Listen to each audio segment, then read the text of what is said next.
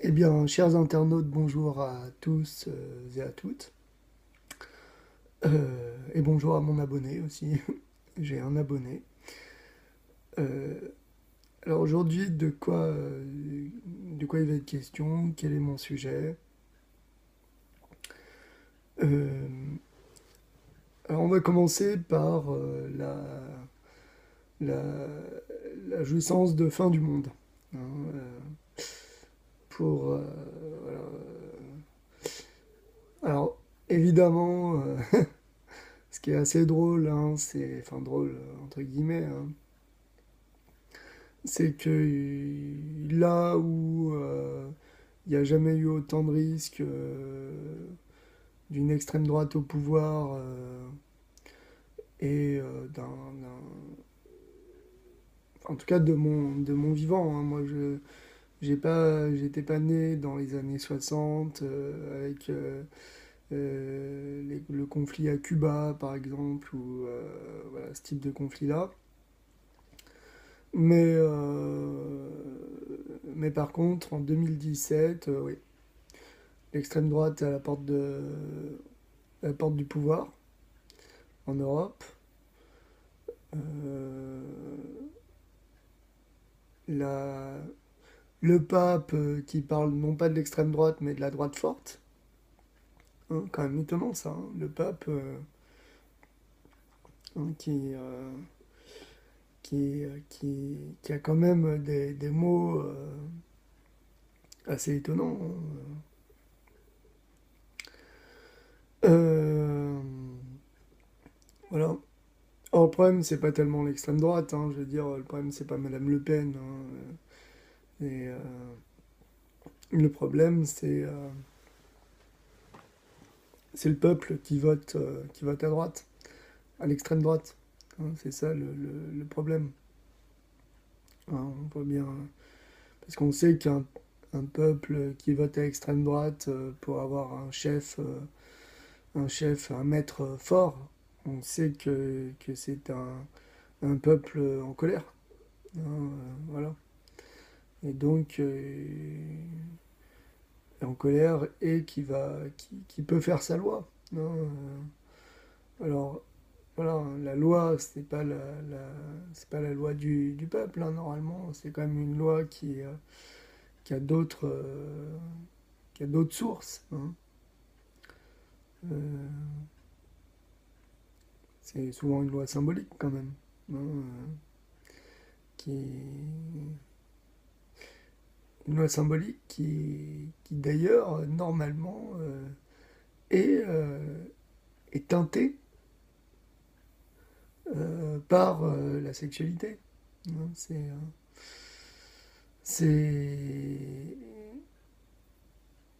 et, et là, on voit par exemple Madame Le Pen qui défend la sexualisation des jeunes femmes. Hein. Euh, alors que normalement, il n'y a pas besoin de défendre la sexualisation des jeunes femmes. C'est parce que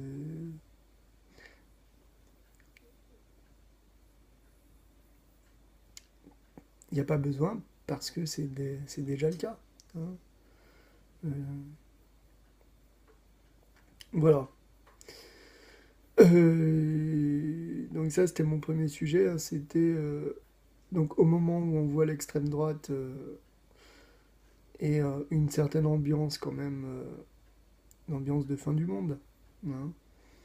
On voit une proportion incroyable de gens qui sont prêts à s'abstenir. Et, euh, et ça, c'est extrêmement intéressant. Extrêmement intéressant. Parce que... parce qu'en fait, très vraisemblablement, il n'y a pas de jouissance extrême sans qui ne soit pas teintée d'indifférence. Et ça, c'est... alors, je ne vais pas développer ici parce que ça relève de la cure analytique de chacun. Hein. Euh,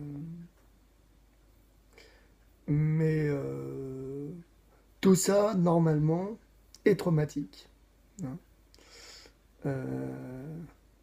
S'il y a tout ça sans traumatisme, c'est qu'il y a un mensonge quelque part. Hein.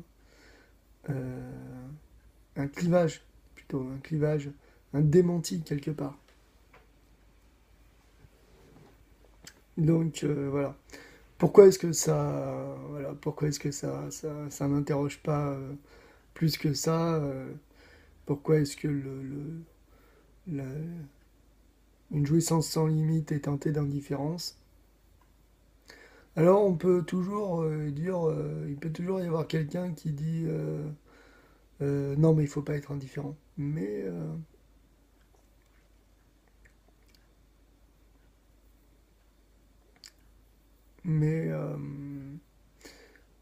ça c'est la pièce rapportée. C'est la pièce rapportée. Euh, Parce que la jouissance c'est qu'il y a personne dans ce lieu-là.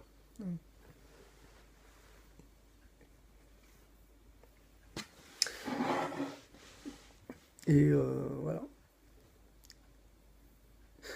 Est-ce que ça nourrit les imaginaires? Est-ce que ça interroge sur l'inconscient?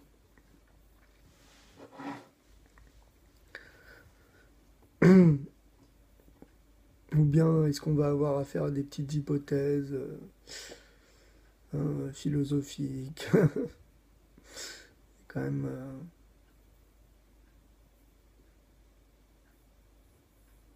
quand on se pose la question de l'enfer ou du paradis, parce que c'est de ça dont il est question,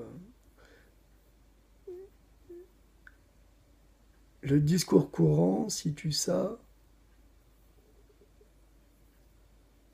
aux portes, euh, aux portes de la mort, à la fin de la vie. Euh, mais ça, c'est parce que la vie et la mort sont, euh, sont confondus avec l'enfer ou le paradis. Hein. Mais et qui manque toute il manque tout un pan de réflexion sur ce que c'est qu'un apprentissage. Hein. Et, la profondeur de l'apprentissage. Hein. Enfin bon, voilà. Et j'en du coup, ça me permet aussi de décaler les choses, enfin de faire déraper les choses sur le moi. Parce que le moi, Lacan avait, contrairement à Freud, euh, Lacan a situé le moi comme étant un fantasme. Hein. Ce que Freud dit, là où était le ça, le moi doit advenir. Voilà, c'est moi je trouve que c'est une, une réflexion intéressante, mais qui est qui dit pas ce que c'est que le moi. Hein. Parce que chez Freud, en fait, le moi, c'est le nous. C'est ça le problème. Donc, euh,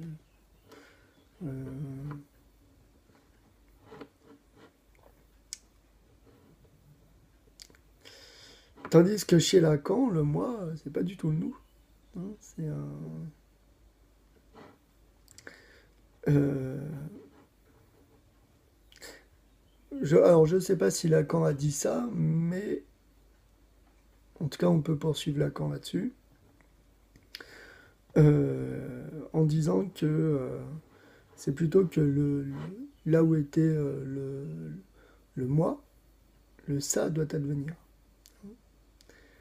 Et, et là où était le moi, le ça doit advenir, ça veut dire qu'il n'y a pas de cure analytique sans analyse du moi.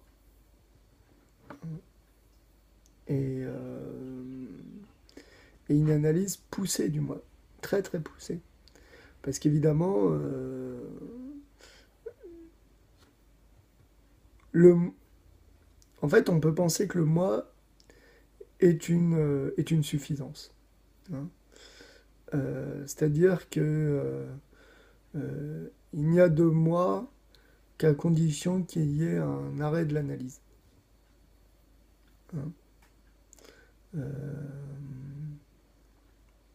On peut même dire que c'est la condition d'existence du moi.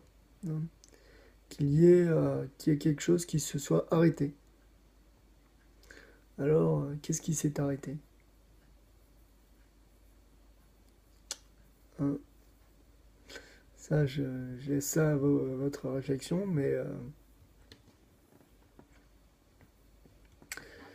Et,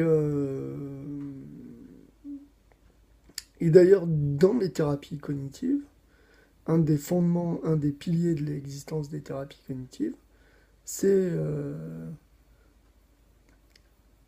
un arrêt par la banalisation, par l'indifférence.